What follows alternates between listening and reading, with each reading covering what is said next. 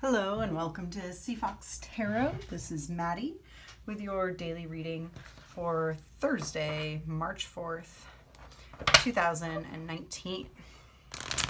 Today I have the Vice Versa Tarot, which is a double-sided deck. So this deck's kind of exciting. I don't read with this deck as much. Some of the meanings, when you see the opposite side of the card, it's not the same as seeing a card in reverse. So we'll see how I do today. All right, so 3 cards. Today I think I'm going to pull from the middle of the deck. See what the energy and messages are for the day.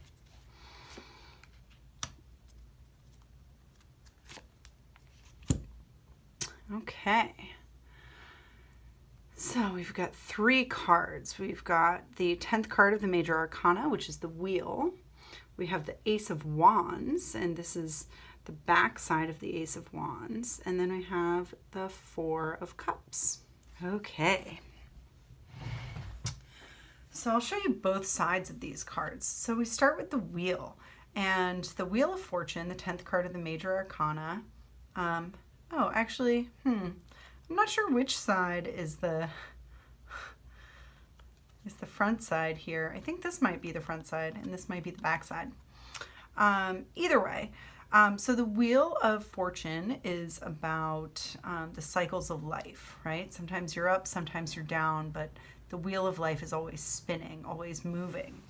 And here we have some Egyptian figures. We've got, well, this is like a lizard person, and this is like a person with a dog's head.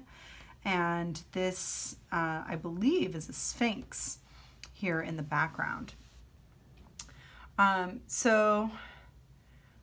wish I knew more about this. You know what I'm going to do is I'm going to get my book for this deck, which will actually describe the images here, because I'm not intimately familiar with this imagery. Okay, so the Wheel of Fortune, yes. Under a pitiless desert sky, a sphinx rests her paw upon the Wheel of Fortune. The wheel is carved with sacred and esoteric symbols. Speak of the great mysteries of life, death, and rebirth. 2 Egyptian gods stand beside the wheel. Snake-headed Typhon, who brings chaos and destruction, and jackal-headed Anubis, who accompanies the dead into the afterlife and beyond. Both are in Greek dress and have human bodies, denoting the union with the Greek god Hermes, who is also a guide of souls. Hermes adds discernment and intelligence to the powers of Typhon and Anubis, so that as our lives turn upon the wheel, we gain wisdom with each turning. Okay. Goes on to say, the wheel cannot be halted. This side speaks of the great mysteries of the wheel. So this is the front of the card in this deck.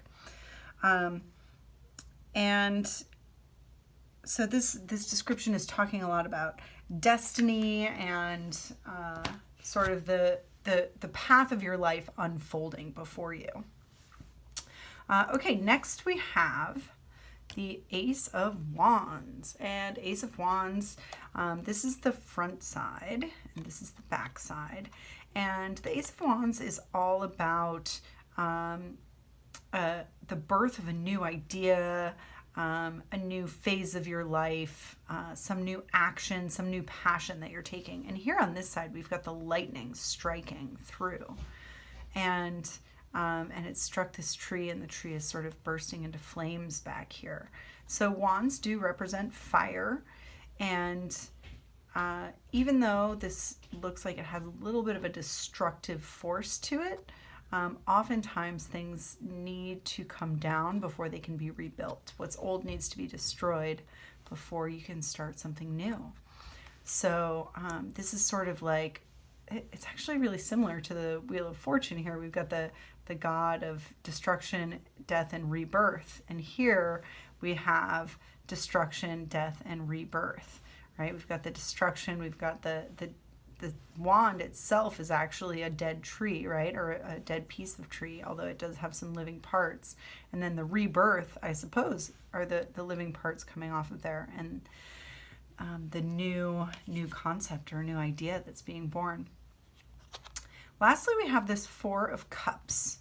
And this is the back of the Four of Cups. The front of the Four of Cups is about the cups being spilled and someone being very upset that the cups have spilled. So missing someone or something, dwelling on the negative, dwelling in the past.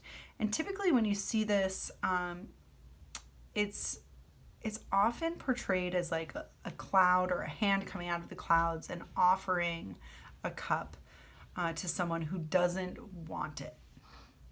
So they're like too preoccupied with the fact that they've lost something or they're missing something, and they're not willing to accept any new offers. Here on this side, we still have the spilled cups, right? But we've got the ship in the background. And ships, to me, represent a lot because I've been on a lot of ships in my life, literally.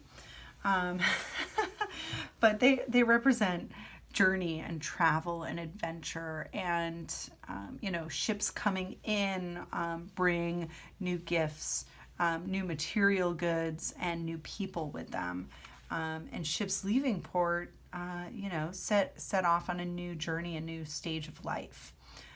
So this ship to me looks like it's leaving, and it's setting off to something new and leaving these 4 spilled cups behind. So on the 7th, we are just coming out of this new moon. We're coming out of a phase. I mean, we're still in the energy. We're still in a place where we are starting new important paths in our lives. And if you follow astrology at all, there's like 87 billion things going on in the stars right now. And I don't know much about any of them, but I watch other people's videos and it seems really important. So yeah, on this day, we continue to take steps towards clearing out the old and bringing in the new. There's just a major transformation going on right now. Let's see who's coming with us. What do we got? Stargazer, set your sights higher. All right. So don't dwell in those 4 of Cups. Go to the horizon, right? I'm going to cover up that 4 of Cups there because this is setting your sights higher right here.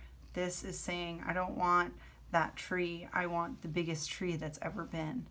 I don't want, if you're Egyptian, I don't want another sarcophagus. I don't want another normal tomb. I want the greatest pyramid that's ever been, right? Set your sights higher. All right, that's it. See you again soon.